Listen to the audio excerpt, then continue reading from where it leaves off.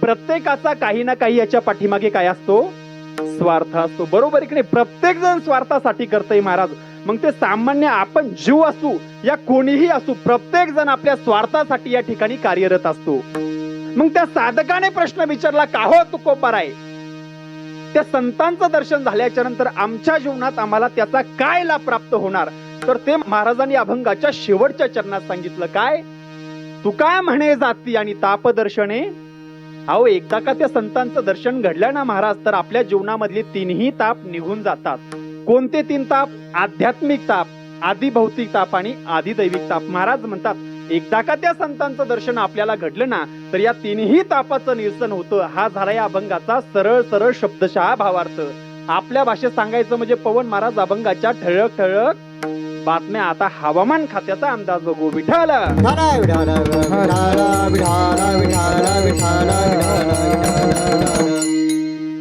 अखिल coat ब्रह्मांड नायक भगवान पंढरीश पांडुरंग परमात्मा. बीड परंगणा, त्याच्यामध्ये बालाघाट नावाचा प्रांत, आणि याच बालाघाट नावाच्या प्रांतामध्ये श्री ज्ञानोबरायांचे वंशज वतनदारी करत होते. ते म्हणजे देवगिरीचे राजा रामदेवराय यांच्याकडे.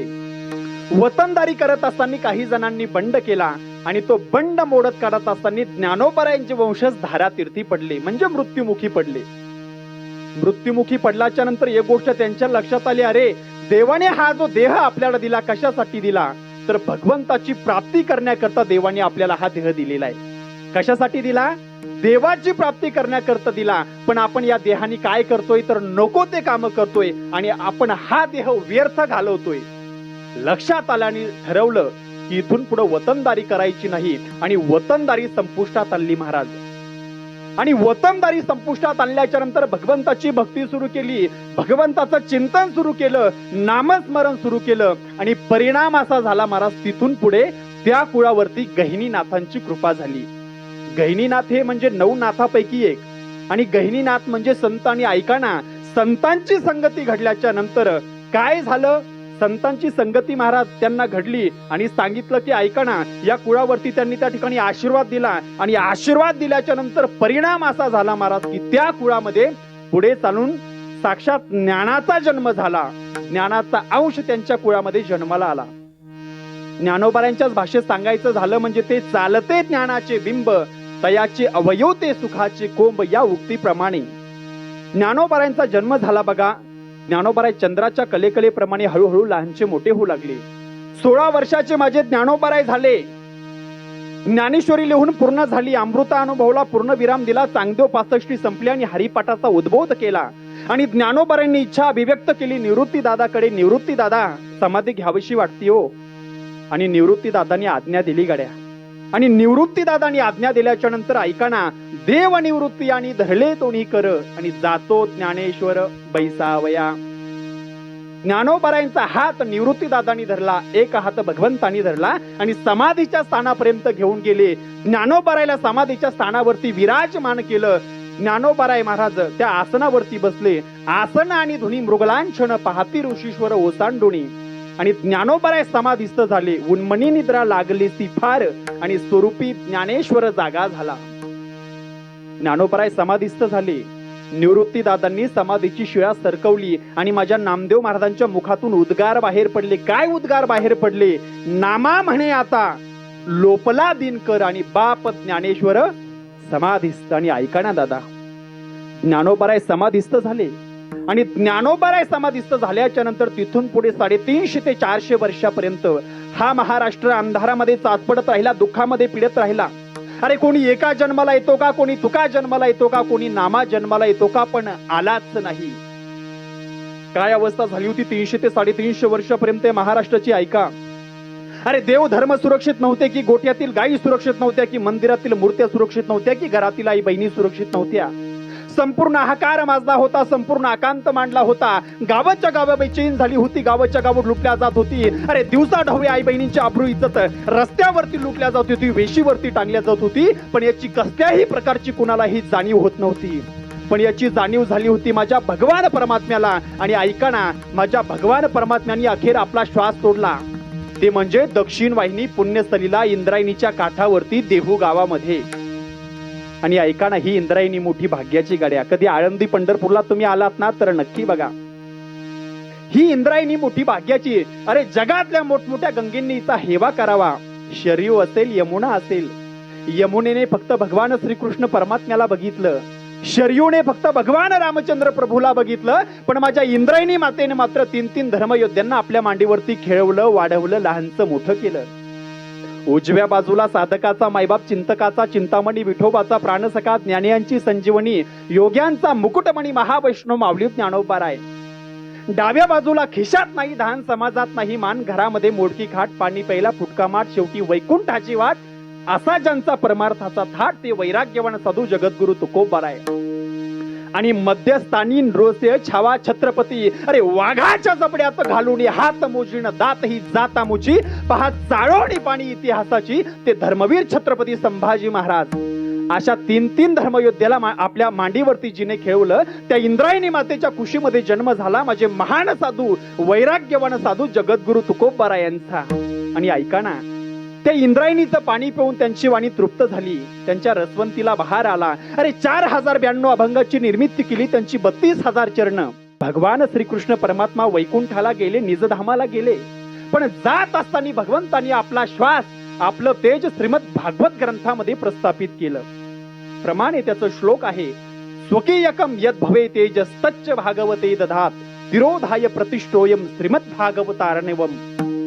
म्हणून भागवत ग्रंथ म्हणजे सामान्य पुस्तक नाही गड्या.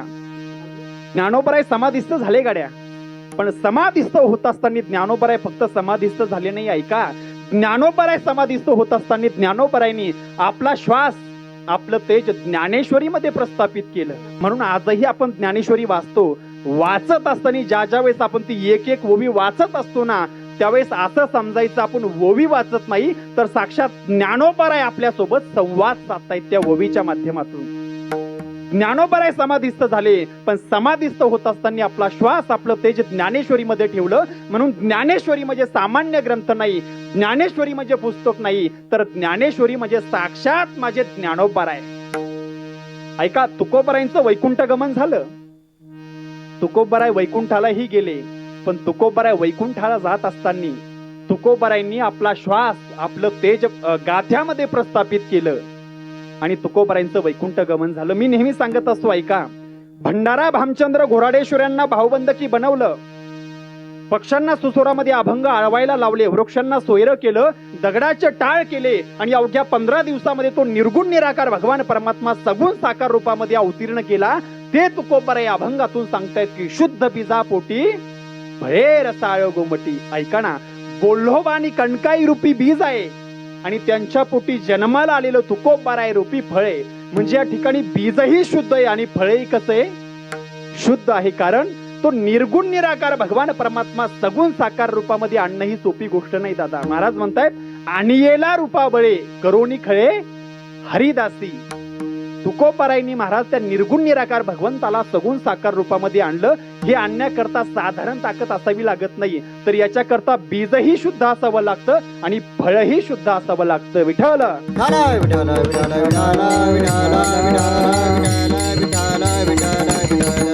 आणि ऐका ना, ते तुकोबाराय म्हणतायत, शुद्ध बीजा पोटी भळेर साळ गोमटी. पण श्री तुकोबारायांचं म्हणणं या प्रकरणातील आहे का, हे पहिल्यांदा आपल्याला तपासून बघावं लागेल. पुराणाच्या भाषेत सांगायचं झालं, वाङ्मयाच्या भाषेत सांगायचं झालं, तर याच्यामध्ये 4 प्रकार पडतायत, 4 मुद्दे पडतायत. ऐका गड्या, कान उघडे ठेवून कीर्तन ऐका. मुद्दा नंबर 1, काही ठिकाणी बीजही शुद्ध आहे आणि त्याच्या पोटी जन्माला आलेलं फळ सुद्धा शुद्ध आहे. मुद्दा नंबर 2, काही ठिकाणी बीज अशुद्ध आहे पण त्याच्या पोटी जन्माला आलेलं फळ मात्र शुद्ध आहे. मुद्दा नंबर 3, काही ठिकाणी बीजही अशुद्ध आहे आणि त्याच्या पोटी जन्माला आलेलं फळ सुद्धा अशुद्ध आहे. मुद्दा नंबर 4, काही ठिकाणी बीजही शुद्ध आहे आणि त्याच्या पोटी जन्माला आलेलं फळ सुद्धा शुद्ध आहे. आता हे 4ही मुद्दे मी तुम्हाला एक्सप्लोर करून सांगतो. अगोदर भजन करा. विठ्ठल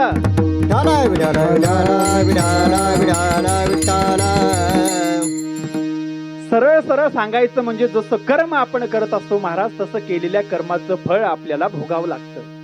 मग आपण जर चांगलं कर्म करत असाल तर आपल्याला चांगलं फळ भोगण्याकरता मिळतं आणि आपण जर वाईट कर्म करत असाल ना, तर त्याचं वाईट फळ आपल्याला भोगण्याकरता मिळतं. कशा प्रकारे लक्षात येण्याकरता एक उदाहरण सांगून पुढे चालेल, ऐका. 2 सोन्या चांदीचे व्यापारी होते आणि बघा, ते 2 सोन्या चांदीचे व्यापारी व्यापार करण्याकरता परदेशामध्ये गेले होते. व्यापार वगैरे करून झाला आणि परत आपल्या गावी येत होते. पण गावी येत असताना गाव अजून कोसो मैल दूर होतं आणि रात्र पडायला लागली होती, सायंकाळ व्हायला लागली होती. या दोघांनीही विचार केला, अरे सायंकाळ होत चाललेली आहे, आपल्याकडे सोनं चांदी आहे, मोला मागाचं सामान आहे, रात्री प्रवास करून जमणार नाही, गाव अजून इथून आपलं कोसो मैल दूर आहे, कुठेतरी थांबलं पाहिजे, कुठेतरी आश्रय घेतला पाहिजे, कुठेतरी आपण विश्राम केला पाहिजे. म्हणून जागा शोधत होते. पण आसपास बघितलं, एकही गाव नव्हतं गड्या. काय करावं कळत नव्हतं, कारण अंधार पडत चालला होता. वाट त्या ठिकाणी महाराज वाट वळणाची होती, रात्र अंधाराची होती आणि भीती चोराची होती. मनामध्ये धाकधूक होत होती. काय करावं कळत नव्हतं, कुठेतरी थांबलं पाहिजे, पण जागा सापडत नव्हती. पण चालत असताना या 2 व्यापाऱ्यांना एक लांबून लाईट चमकला बघा. या दोघांनी अनुमान लावलं, ज्या अर्थी लाईट चमकतो त्या अर्थी नक्की या ठिकाणी मानवी जीवन असलं पाहिजे, नक्की त्या ठिकाणी कोणीतरी राहत असलं पाहिजे. अनुमान प्रमाणे तर्कसंग्रह नावाच्या ग्रंथामध्ये हा विषय येतो बघा. त्यांनी अनुमान लावलं, ज्या अर्थी लाईट दिसतो त्या अर्थी नक्की कोणीतरी राहत असलं पाहिजे. आणि हे 2 सोन्या चांदीचे व्यापारी त्या लाईटाच्या दिशेने आता निघाले.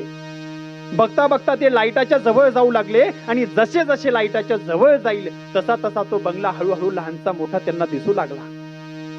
त्या लाईटाच्या जवळ गेले, त्या ठिकाणी एक भला मोठा बंगला होता. हे 2 सोन्या चांदीचे व्यापारी त्या बंगल्याच्या समोर जाऊन उभा राहिले आणि आवाज दिला, आहे का कोणी घरामध्ये? त्या बंगल्याचा जो मालक होता, श्रीमंत मनुष्य होता महाराज, तो बाहेर आला. आणि बाहेर आल्याच्या नंतर त्यांनी विचारलं, कोण आपण? या 2 सोन्या चांदीच्या व्यापाऱ्यांनी सांगितलं, अहो ऐका ना मालक, आम्ही 2 सोन्या चांदीचे व्यापारी आहोत, व्यापार करण्याकरता परदेशामध्ये गेलो होतो, व्यापार करून झाला, आता परत घरी चाललो, पण जात असताना अंधार झाला, म्हणून विचार केला की आमच्याकडे सामान थोडं मोला महागाचं आहे, सोनं चांदी आमच्याकडे, आणि आम्ही जर रात्री प्रवास केला तर चोर हे सोनं लुटून नेतील, म्हणून आम्ही असा विचार केला की रात्रभर तुम्ही आम्हाला तुमच्या घरामध्ये आश्रय द्यावा. द्याल का आश्रय? हात जोडले. तो श्रीमंत मनुष्य जो होता, तो बंगल्याचा जो मनुष्य होता, थोडा दयाळू होता, त्याने सांगितलं ठीक आहे म्हणे. त्याच्या बंगल्याच्या समोर 2 खाटा होता. खाट्या म्हणजे ते बाजा ज्याच्यावरती झोपतात. त्यांनी सांगितलं, हे बघा, माझ्या बंगल्याच्या समोर 2 खाटा आहे, 2 बाजा आहे. या 2 बाजावरती माझे रोज 2 मुलं झोपत असतात, पण आज काही कामाच्या निमित्ताने ते शेतामध्ये गेलेले, त्यामुळे तुम्ही काय करा, या बाजावरती तुम्ही 2 जण झोपा गड्या. हे स्त्रिय या ठिकाणी हे जे सोन्या चांदीचे व्यापारी होते त्यांना आनंद वाटला. त्यांनी सांगितलं ठीक आहे. त्यांनी जे आपलं सामान वगैरे होतं ती गाडी एका साईडला उभी केली आणि हे 2 सोन्याच्या चांदीचे व्यापारी त्या बाजावरती झोपले. साधारणतः रात्रीचे 10-10:30चा टाइम झाला असेल. जो श्रीमंत मनुष्य होता, जो त्या बंगल्याचा मालक होता, त्या बंगल्याच्या मालकाच्या मनामध्ये रात्री 10:30 वाजता आणखीन जास्त श्रीमंत होण्याची इच्छा उत्पन्न झाली गाड्या. त्यांनी विचार केला, आपण श्रीमंत तर आहोत, पण आणखीन जास्त श्रीमंत व्हायचं. त्यासाठी त्या श्रीमंत माणसाने, त्या बंगल्याच्या मालकाने 2 मारेकऱ्यांना फोन केला आणि सांगितलं, ऐका, माझ्या बंगल्याच्या समोर 2 सोन्या चांदीचे व्यापारी झोपलेले आहे, तुम्ही रात्रीच्या वेळेस या आणि काय करा, तर या 2 मारेकऱ्यांना ठार करा, त्यांचा काटा काढा, आणि तुम्ही जर त्यांना मारलं तर त्यांच्याजवळ जे सोनं चांदी आहे ते आपल्याला घेता येईल, ते तुम्ही अर्ध घ्या आणि मला अर्ध द्या. त्यांची योजना आखल्या गेली, प्लॅन त्यांचा ठरल्या गेला. बघता बघता रात्र उलटून गेली आणि ह्या श्रीमंत माणसाचे जे 2 मुलं शेतामध्ये काही कामाच्या निमित्ताने गेले होते, सकाळी बरोबर 3 वाजता ते मुलं घरी परत आले. आल्याच्या नंतर बघितलं आपल्या बाजावरती कोणीतरी झोपलेलं आहे. हलवून उठवलं, ओ दादा, अहो आमच्या जाग्यावरती तुम्ही झोपलात, उठा ना, आम्ही रात्रभर काम करून आलो, खूप झोपा आल्या आम्हाला, उठा आमच्या जाग्यावरून, आम्हाला झोपायचं गड्या. उठले ते सोने चांदीचे व्यापारी. त्यांनी घडीमध्ये बघितलं, सकाळचे 3 वाजले होते. त्यांनी विचार केला, ब्रह्ममुहूर्त झाला, आता आपल्या पुढच्या प्रवासाला लागायला काहीच हरकत नाही. ऐका ना, ते 2 सोन्या चांदीचे व्यापारी आपले ते माल घेऊन आपली गाडी घेऊन निघाले पुढच्या प्रवासाकरता. ठरलेल्या वेळाप्रमाणे ते 2 मारेकरी सकाळी 3:30 वाजता आले. दादा अंधार पडलेला होता आणि आल्याच्या नंतर ह्या मुलांच्या अंगावरती पांघरून होतं, त्यांच्या लक्षात नाही आलं कोण आहे. त्यांनी त्या दोन्ही मुलावरती घाव केला. ते दोन्ही मुलं जाग्यावरती गतप्राण झाले, मरण पावले. आणि ज्या वेळेस सकाळ झाली आणि त्या श्रीमंत माणसाने, त्या बंगल्याच्या मालकाने बघितलं की सोन्या चांदीचे व्यापारी मेलेले नसून आपले 2 तरणे ताठ मुलं आपल्या समोर मेलेले, त्यावेळेस महाराज तो श्रीमंत मनुष्य, तो बंगल्याचा मालक धाय मोकलून रडू लागला. अत्यंत वाईट वाटलं त्याला. तो श्रीमंत मनुष्य पैठणला गेला, माझ्या नाथ बाबांच्या दरबारामध्ये उभा राहिला आणि माझ्या नाथ बाबांना बोलू लागला, हो नाथ बाबा सांगा ना, माझं असं काय कर्म चुकलं होतं की माझे 2 तरणे ताठे मुलं माझ्या डोळ्यासमोर मरण पावावे. मोठमोठ्याने रडू लागला गाड्या. आणि ऐका ना, माझ्या नाथ बाबांनी त्याला उत्तर दिलं, अरे ऐक, जसं कर्म आपण करत असतो ना, तसं त्या केलेल्या कर्माचं फळ आपल्याला भोगावं लागतं. विठ्ठल विठाला विठाला विठाला विठाला विठाला विठाला विठाला विठाला विठाला. ऐका, माझे तुकोबाराय सांगतायत, जीवनामध्ये माणसांनी चांगलं कर्म केलं पाहिजे. बरं नसेल स्वतःला चांगलं कर्म करतायत तर नाही केलं पाहिजे, पण जे चांगलं कर्म करतायत त्यांना साह्य केलं पाहिजे. प्रमाणे तुकोबारायांचं, तुका म्हणे सत्य कर्मा व्हावे साह्य आणि घातली या भय नरका जाणे. तुकोबाराय म्हणतात एक तर स्वतः चांगलं कर्म केलं पाहिजे. बरं नसन जमत तर नाही केलं पाहिजे, पण जे चांगलं कर्म करतायत त्यांना सहकार्य केलं पाहिजे. बरं त्यांनाही सहकार्य नसेल करतायत तर नाही केलं पाहिजे, पण त्यांच्या मधामध्ये काड्या करण्याचं काम तरी करू नये माणसाने. आणि ते जर आपण करत असेल तर तुकोबाराय म्हणतात, घातली या भय नरका जाणे. नरकाला गेल्याशिवाय पर्याय राहत नाही. विठ्ठल विठाला विठाला विठाला विठाला विठाला विठाला विठाला विठाला विठाला विठाला. म्हणून माणसाने आयुष्यामध्ये चांगलं कर्म केलं पाहिजे. मी 4 मुद्दे तुम्हाला सांगत होतो, ऐका. मुद्दा नंबर 1, काही ठिकाणी बीजही शुद्ध आहे आणि त्याच्या पोटी जन्माला आलेलं फळ सुद्धा कसं आहे, शुद्ध आहे. आता लक्षात येण्याकरता उदाहरण सांगतो, ऐका. धृतराष्ट्र रूपी बीज आहे आणि त्या धृतराष्ट्र रूपी बीजाच्या पोटी जन्माला आलेलं दुर्योधन रूपी फळ आहे. म्हणजे महाराज या ठिकाणी बीजही अशुद्ध आहे आणि त्याच्या पोटी जन्माला आलेलं फळ सुद्धा कसं आहे, अशुद्ध आहे. मला सांगा महाराज, धृतराष्ट्र कसा होता? पवन महाराज कसा होता? चांगला होता का? अहो अखिल कोट ब्रह्मांड नायक भगवान श्रीकृष्ण परमात्मा आयुष्यभर ज्याच्या समोर होते, पण त्याला ओळखता नाही आलं महाराज. म्हणजे बीजही वाईट आहे आणि त्याच्या पोटी जन्माला आलेलं फळ सुद्धा कसं आहे, वाईटच आहे. आता काही काही ठिकाणी बीजही शुद्ध आहे आणि फळही शुद्ध आहे, काही काही ठिकाणी बीजही अशुद्ध आहे, पोटी जन्माला आलेलं फळ सुद्धा अशुद्ध आहे. एकदा एका ठिकाणी कीर्तना करता गेलो, पवन महाराज, आकाश महाराज माझ्या सोबत होते. आम्ही कीर्तना करता गेलो आणि कीर्तना करता गेल्याच्या नंतर काय झालं, कीर्तनाला थोडी वेळ होती. बसलो एका घरामध्ये आणि तो एक साधारणतः 7वी-8वीचा मुलगा असेल माझ्या जवळ आला आणि मला म्हणाला, महाराज, म्हणलं बोल ना बाळा. म्हणे माझ्या एका प्रश्नाचं उत्तर द्या. म्हणलं विचार. आता मी विचार केला, एवढा छोटा मुलगा आहे, काय विचारणार विचारून. म्हणलं विचारा. म्हणलं. तो म्हणे महाराज असं नाही. म्हणलं मग कसं? तो म्हणे आपण पैंज लावू म्हणे. पैंज. काय म्हणला? आपण पैंज लावू म्हणे. मी विचार केला, म्हणलं या इतकुशाक मुलासोबत काय पैंज लावावी, पण त्याचा आग्रह बघून, त्याचा अट्टहास बघून म्हणलं ठीक आहे लावू म्हणलं पैंज. कितीची लावायची सांग? तो म्हणला 1000 रुपयाची लावू म्हणे. महाराज ऐका म्हणे, मी जर जिंकलो तर तुम्ही मला 1000 रुपये द्यायचे आणि तुम्ही जर जिंकलात तर मी तुम्हाला 100 रुपये देईल. अरे म्हणलं वेळ आहे काय, पैंज अशी असती का? म्हणलं पैंज कशी असती? बरोबरीची असती. बरोबर नाही पवन महाराज? मी त्याला म्हटलं ऐक, म्हणलं पैंज ही बरोबरीची असती, अशी पैंज नसती. तो म्हणला महाराज एक सांगू का? म्हटलं सांग ना. म्हणे महाराज खरं सांगा, तुमचं वय किती, माझं वय किती? अहो तुम्ही मरणाचा पैसा कमवता म्हणे, माझ्याकडे कुठं पैसे आले म्हणे. मी विचार केला, मला हे पण खरे गाड्या. म्हटलं ठीक आहे म्हटलं. परत महाराज मी विचार केला, आता हा प्रश्न विचारून काय विचारणार? मला माहित होतं मी 100% जिंकणार, म्हणून मी त्याला सांगितलं, म्हणलं ठीक आहे म्हणलं, लागली म्हणलं पैंज. तू जर जिंकला तर मी तुला 1000 रुपये देणार आणि मी जर जिंकलो तर तुम्हाला 100 रुपये दे म्हटलं. मला माहित होतं त्याचे 100 रुपये मला भेटणार. म्हणलं विचार प्रश्न. आकाश महाराज त्यांनी मला प्रश्न विचारला. त्यांनी प्रश्न असा विचारला, तो म्हणे सांगा म्हणे महाराज, 5 पायाचा, 3 हाताचा, 2 डोक्याचा आणि 1 डोळ्याचा पक्षी कोणता? पहिल्यांदा तर माझं डोकं हँग पडलं. मी म्हणलं एवढे ज्ञानेश्वरीचे पारायण केले पवन महाराज, एकाही ओवीमध्ये मला हा पक्षी सापडला नाही गाड्या. म्हणजे एवढे गाथ्याचे पारायण केले पण एकाही अभंगामध्ये मला या पक्षाचं वर्णन कुठं आढळलं नाही. विचारसागर बघितला, अनेक ग्रंथ बघितले, पण हा पक्षी मला कुठे मिळाला नाही गाड्या. महाराज मी माझ्या जवळचे 1-2 मित्र होते महाराज लोक, त्यांनाही फोन केला, म्हणलं तुम्हाला असा पक्षी माहिती आहे का? ते म्हणे नाही म्हणे महाराज. मग मी शेवटचा उपाय काढा, मोबाईल काढला आकाश महाराज, त्याच्यावरती सर्च केलं, त्याच्यावरती मला या प्रश्नाचं उत्तर भेटलं नाही. म्हणलं काय करावं, नाविलाज झाला. सकाळी माझं कालेचं कीर्तन झालं होतं आकाश महाराज, खिशामध्ये पाकिट होतं, कडक नोटा होते त्याच्यामध्ये. मी 100च्या 10 नोटा खिशातून काढल्या पवन महाराज. 10 नोटा काढल्या, त्या 10 नोटा त्याच्या हातावरती टेकल्या. म्हणलं बाळा ऐक, या प्रश्नाचं उत्तर मला येत नाही, एक काम कर, हे घे 1000 रुपये आणि या प्रश्नाचं उत्तर तूच मला सांग. आकाश महाराज त्या पोराने काय केलं, त्यांनी त्या जे 10 मी त्याला 100च्या नोटा दिल्या होत्या, त्यातली एक 100ची नोट काढली, माझ्या हातावरती टेकली. म्हणे महाराज ही घ्या 100ची नोट, या प्रश्नाचं उत्तर मला येत नाही, मी हारलो म्हणे. म्हणजे एवढे विचित्र मुलं महाराज. ठेवलं विठाला विठाला विठाला विठाला विठाला विठाला विठाला विठाला विठाला विठाला विठाला. मुद्दा नंबर 1 आपल्या लक्षात आला असेल गड्या, काही ठिकाणी बीजही अशुद्ध आहे आणि पोटी जन्माला आलेलं फळ सुद्धा अशुद्ध आहे. आता मुद्दा नंबर 2 सांगतो, नीट कान देऊन कीर्तन आहे का. मुद्दा नंबर 2, काही ठिकाणी बीज अशुद्ध आहे पण त्याच्या पोटी जन्माला आलेलं फळ मात्र अशुद्ध आहे गड्या. लक्षात येण्याकरता उदाहरण सांगेल ऐका.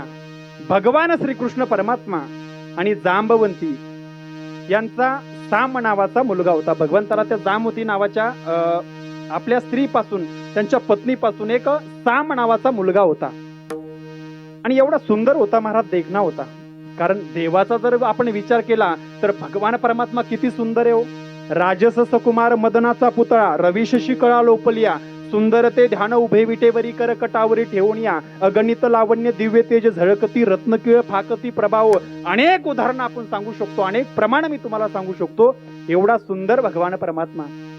आणि मग भगवान परमात्मा जर एवढा सुंदर असेल, बाप जर एवढा सुंदर असेल, तर पोटी जन्माला येणारा मुलगा एवढा सुंदर महाराज, एवढा सुंदर, स्त्रीच्या सौंदर्याला काय करता, मुलीच्या सौंदर्याला लाजवेल एवढा सुंदर भगवंताचा तो साम नावाचा मुलगा होता. दिसायला सुंदर होता पण हसायला थोडा विचित्र होता गाड्या. विचित्र होता, त्याचं वागणं थोडं विचित्र होतं. काय झालं, एकदा ते मुलं खेळत होते आणि खेळत असताना बाकीच्या मुलांनी काय केलं, आकाश महाराज त्या साम नावाच्या मुलाला साडी घातली, अंगावरती साडी घातली, पायामध्ये पैंजण घातले, हातामध्ये कंगन घातले, डोक्यावरती बिंदी लावली, कपाळाला कुंकू लावलं, ओठावरती लाली लावली, स्त्रीसारखा शृंगार केला. स्त्रीच दिसत होती महाराज, ओळखूच येत नव्हता, एवढा सुंदर दिसत होता. आणि झालं काय, या मुलांनी काय केलं महाराज, त्या साम नावाच्या मुलाला साडी घालून पोटावरती जे चिंध्या वगैरे चिरगुट वगैरे बांधलं होतं, म्हणजे असं पोट मोठं दिसण्यासाठी, आणि त्या पिंडार नावाच्या क्षेत्रामध्ये घेऊन गेले त्या मुलाला. आणि त्या पिंडार नावाच्या क्षेत्रामध्ये त्या ठिकाणी साधूचं वास्तव्य होतं, संतांचं वास्तव्य होतं. आणि जसे हे मुलं त्या साम नावाच्या मुलाला तिथे घेऊन गेले, एका साधूच्या समोर घेऊन गेले, त्या महाराजांच्या समोर उभा राहिले आणि बोलू लागले, महाराज बहिणी आमची 7वा महिना सुरू येईला, सांगा ना काय होईल, मुलगा होईल का मुलगी होईल. काय विचारलं महाराज त्यांनी. आता मला सांगा आकाश महाराज, खरं मुलगा होईल का मुलगी होईल हे महाराज लोकांना कळत असतोय. लोक महाराज लोकांना काय विचारेल सांगता येत नाही. आज कीर्तनाच्या माध्यमातून पूर्ण महाराष्ट्रभर फिरण्याचा योग येतो आम्हाला. लोक कोण कोण काय काय प्रश्न विचारतील अजिबात सांगता येत नाही. एकदा माझं पुण्यामध्ये कीर्तन होतं, 7 ते 9 कीर्तन झालं. कीर्तन झाल्याच्या नंतर थोडासा वेळ होता, एक तिथल्या मावशी माझ्याकडे आल्या. आमच्या आकाश महाराज माझ्यासोबत गायला असतात, ते माझ्यासोबत होते. आम्ही 2 जण त्या आमच्याकडे आल्या. म्हणे महाराज, म्हणलं बोला ना मावशी. म्हणे आमच्या घरी चहा घेण्याकरता चला म्हणे. त्यांचा एवढा आग्रह होता, मला थोडा वेळ होता, पुण्यापासून आळंदी थोडी जवळ आहे. म्हटलं ठीक आहे चला, म्हणलं आपल्याला किती वेळ लागणार आहे आळंदीला जायला. म्हटलं ठीक आहे मावशी येतो म्हटलं. त्या मावशीच्या सोबत त्यांच्या घरी चहा घेण्याकरता गेलो गड्या. चहा घेण्याकरता गेल्याच्या नंतर मावशीने चहा वगैरे केली, कप माझ्या हातामध्ये आणून दिला. मी चहा पिऊ लागलो आणि चहा पित असताना महाराज त्या मावशीने तिच्या मुलाला आवाज दिला. तिचा मुलगा आतमध्ये बसलेला होता. आवाज दिल्याच्या नंतर तिचा मुलगा बाहेर आला. बाहेर आल्याच्या नंतर त्यांनी माझं दर्शन वगैरे घेतलं. खिशातून 500ची कडक नोट काढली, माझ्या हातावरती टाकली, मी घेतली खिशात घातली. आपल्याला फक्त येऊ द्या माहिती महाराज. त्यांनी माझं दर्शन घेतलं, तो बाजूला बसला, त्याच्या पाठीमागून त्याची बायको आली आकाश महाराज, तिनेही माझं दर्शन घेतलं. दर्शन घेतल्याच्या नंतर माझ्या हातावरती 500ची नोट टेकली, मी घेतली खिशात घातली. महाराज दोघही माझ्या समोर बसले, मावशी साईडला बसलेल्या होत्या आणि त्या मावशी मला बोलू लागल्या, महाराज आमचा मुलगा पुण्यामध्ये इंजिनियर आहे म्हणे. म्हणलं वा सुंदर. आमच्या सुनबाई ह्या सुद्धा इंजिनियर आहे म्हणे. म्हणलं बाबा अति सुंदर. म्हणे महाराज आमच्या सुनबाईला 7वा महिना सुरी, सांगा ना म्हणे आमच्या सुनबाईला काय होईल, पोरग होईल का पोरगी. आता पोरग होईल का पोरगी होईल मला कळत असतो आकाश महाराज. आणि हे जर मला कळत असतं तर मी कशाला बोंबलत कीर्तन करत हिंडलो असतो, एखादा आश्रम बांधला असता, त्याच्यामध्ये बसलो असतो. 1000ला पोरग, 500ला पोरगी, 1000ला पोरग, 500ला पोरगी, 1000ला पोरग, 500ला पोरगी. होय 10-15 हजार रुपये दिवस कुठे गेला नसता. पण मी विचार केला, म्हटलं आता हिने विचारलं म्हणलं, पण नाही सांगावं तर पैसे वापिस घेतो, हे कुठं नाही का. पैसे घेतले होते महाराज 1000 रुपये, बरोबर आहे की नाही. वर्णन करणार म्हणलं, मावशी अति सुंदर म्हणलं, छान आहे म्हणलं, दिसायला सुंदर आहे, जोडी पण छान आहे म्हणलं, अगदी लक्ष्मी नारायणाचा जोडा आहे म्हणलं. ते म्हणे महाराज ते जाऊ द्या, काय होईल ते सांगा म्हणे. आता मी 12 गावाचं पाणी प्यायलेलं म्हणजे मी तिच्या हातात सापडत होतो. मी विचार केला, नाही सांगितलं तर पैसे वापस घेते, सांगायचं पण काय सांगायचं. मी म्हटलं मावशी ऐका, तुमच्या सुनबाईला मुलगा होणार. तिचं पोरग तिथंच बसलेलं होतं. त्यांनी मला विचारलं म्हणे महाराज काय होणार. अहो म्हणलं मुलगा होणार. ते म्हणे मुलगा. म्हणलं हा. ते म्हणे 100%. म्हणलं 100% मुलगा होणार. ते म्हणे महाराज बघा बरं. अहो म्हटलं हो. आणि ते म्हणे महाराज मुलगा जर नाही झाला तर. म्हणलं मुलगी 101% होणार. मला सांगा महाराज, एक तर मुलगा होणार, मुलगा नाही झालं तर आकाश महाराज मुलगी होणार. काही ना काही दोन्ही पैकी एक होणारच की हो. त्या ठिकाणी विनोदाचा भाग आहे, विनोदाचा भाग सोडून द्या. मला माझा मुद्दा असा सांगायचा, त्या ठिकाणी त्या साम नावाच्या मुलांना विचारलं महाराज तिला काय होईल. त्या साधूला विचारलं, साधूला राग आला. आणि राग आल्याच्या नंतर महाराज साधूंच्या लक्षात आलं, मुलं आपली थट्टा मस्करी निंदा नालस्ती टिंगल टवळी करतायत. राग आला आणि रागाच्या भारात सांगितलं, जा हिला मुसळ होईल म्हणे. काय आता मुसळ आताच्या मुलींना नाही कळणार महाराज. मुसळ पहिल्या काळामध्ये ज्या जुन्या स्त्रिया होत्या त्यांना माहिती आहे मुसळ म्हणजे काय असतं. त्या साधूने सांगितलं, जा हिला मुसळ होईल म्हणे, आणि हेच मुसळ एक दिवस तुमच्या संपूर्ण यादव कुळाचा नाश करेल. काय करेल? संपूर्ण यादव कुळाचा नाश करेल. मला पुढे तुम्हाला संपूर्ण दृष्टांत सांगायचं नाही, मला फक्त माझा मुद्दा तुम्हाला असा पटवून द्यायचा.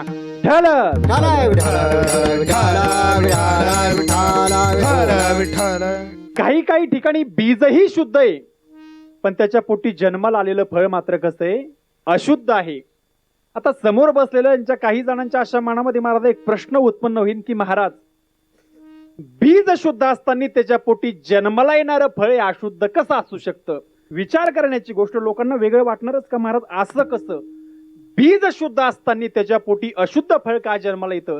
आज कीर्तनाच्या माध्यमातून फिरत असताना काही लोक आम्हाला विचारतात, महाराज आमच्या गाळ्यामध्ये माळा आहे, आम्ही आळंदी पंढरपूरच्या वाऱ्या करतो, आम्ही कीर्तन करतो, भजन करतो, तरी सुद्धा माझ्या पोटी जन्माला आलेला मुलगा मात्र वाईट निघाला हो, का असं झालं?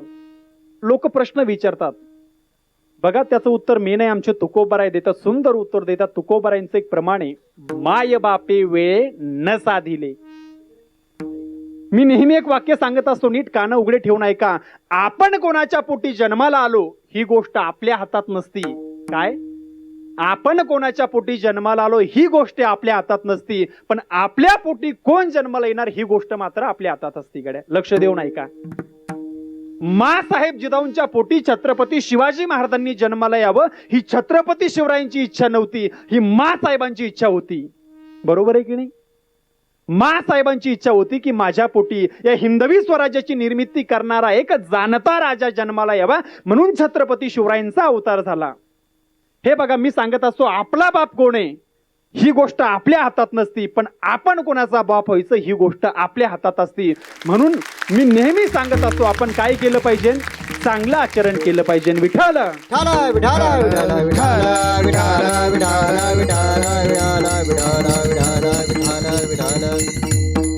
आपला मुद्दा नंबर 2 सुद्धा क्लिअर झाला गाड्या. आता मुद्दा नंबर 3 सांगतो. काही काही ठिकाणी बीज अशुद्ध आहे, पण पोटी जन्माला आलेलं फळ मात्र शुद्ध आहे. म्हणजे सरळ भाषेत सांगायचं म्हणजे आई वडील वाईट आहे, पण पोटी जन्माला आलेला मुलगा मात्र चांगला आहे. आपल्या डोळ्यासमोरची उदाहरणं असतात महाराज, आपल्या आसपास किंवा गावामध्ये आपण बघत असतो. आई वडील अत्यंत वाईट असतात, नको ते खातात, नको ते पितात, नको तिकडे जातात, नकोच अशा गोष्टी करतात, कधी आयुष्यभर देवाचं नाव सुद्धा घेत नाही. पण पोटाला जन्माला येणारा मुलगा मात्र खूप चांगला निघतो, गळ्यामध्ये माळ घालतो, आळंदी पंढरपूरची वारी करतो, भगवंताचं भजन करतो. म्हणजे काही काही ठिकाणी बीज अशुद्ध असताना सुद्धा पोटी शुद्ध मुलगा जन्माला येतो. आकाश महाराज पुराणामध्ये आतापर्यंत असा एक राक्षस होऊन गेला जो स्वतःही देवाचं नाव घेत नव्हता, आणि जे घेतात त्यांना सुद्धा काय नाव होतं त्याचं? नाव घेऊन येणी देवाचे हे ब्रीद हिरण्यकश्यपूचे. म्हणजे जो स्वतःही चांगलं कर्म करत नव्हता आणि जे करतात त्यांना सुद्धा करू देत नव्हतात. अहो भगवंताची प्राप्ती करून घेत असताना प्रल्हादाला आपला बाप आडवा येत होता. प्रल्हादाने आपल्या बापाचा त्याग केला महाराज.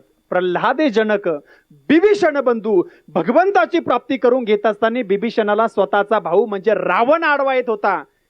बिभीषणाने स्वतःच्या भावाचा त्याग केला आणि भरताला भगवंताची प्राप्ती करून घेत असताना आपली आई आडवी येत होती. भरताने आपल्या आईचा त्याग केला, राज्यमाता निंदू भरते केली. बरोबर आहे की नाही? आणखीन एक उदाहरण सांगेल ऐका. बळी नावाचा राजा राक्षस होता, पण भगवंताची सेवा करत असताना भगवंताला दान देत असताना स्वतःचे गुरु मधामध्ये आडवे आले, तर बळीराजाने आपल्या गुरुचा त्याग केला. मी सांगत नाही, शास्त्र असं सांगतंय. आड आला म्हणून फोडी येला डोळा आणि बळीने तो अंधारा शुक्र केला. म्हणून भगवंताची प्राप्ती करून घेत असताना जर कोणी आडवं येत असेल तर त्याचा त्याग केला पाहिजे. विठ्ठल ऐका, माझा मुद्दा मी तुम्हाला असा सांगत होतो, काही ठिकाणी बीज अशुद्ध आहे, पण बीज अशुद्ध असताना सुद्धा पोटी भगवंताचा एकनिष्ठ भक्त जन्माला आला. नाव काय? प्रल्हाद. फक्त प्रल्हाद नाही तर भक्त प्रल्हाद महाराज. भक्त शिरोमणी झाले प्रल्हादजी. बघा, म्हणजे राक्षसाच्या पोटी, म्हणजे कधी कधी बीज अशुद्ध असताना सुद्धा पोटी शुद्ध फळ जन्माला येतं. त्याचं कारण काय? आता बऱ्याच जणांच्या मनामध्ये असा प्रश्न उत्पन्न होईल, मी महाराज कसं राक्षसाच्या पोटी भक्त कसा जन्माला येऊ शकतो? आता त्याचं कारण मी सांगत नाही, महाराज सांगतात ऐका. काय होतं महाराज, कधी कधी आता जरी तो वाईट असला, हिरण्यकश्यपू राक्षस होता, त्याची पत्नी सुद्धा राक्षसीन होती, पण ऐका, मग त्या राक्षसिनीच्या पोटी भक्त प्रल्हाद कसे जन्माला आले? त्याचं रिझन मी तुम्हाला सांगतो ऐका. त्याचं कारण असे, ज्या वेळेस कयाधू गरोदर अवस्थेमध्ये होती, म्हणजे प्रल्हादजी ज्यावेळेस त्या कयाधूच्या गर्भामध्ये होते, त्यावेळेस काय झालं, त्यावेळेस त्या कयाधूला नारदजींची संगती मिळाली. नारदजी कोण होते हो? बोलत चला, कोण होते? नारदजी हे संत होते. आणि परिणाम असा झाला, ती गरोदर अवस्थेमध्ये असताना तिला नारदजींची संगती घडली, संतांची संगती घडली, आणि संतांची संगत घडल्याच्या नंतर परिणाम असा झाला की राक्षस असताना सुद्धा पोटामध्ये भक्त जन्माला आला. कशाचा परिणाम? संतांच्या. म्हणून महाराज म्हणतायत अर्धक्षण घडता संताची संगती. म्हणून संगत जीवनामध्ये खूप महत्वाची असते. गाड्या विठ्ठल विठाला विठाला विठाला विठाला विठाला विठाला विठाला विठाला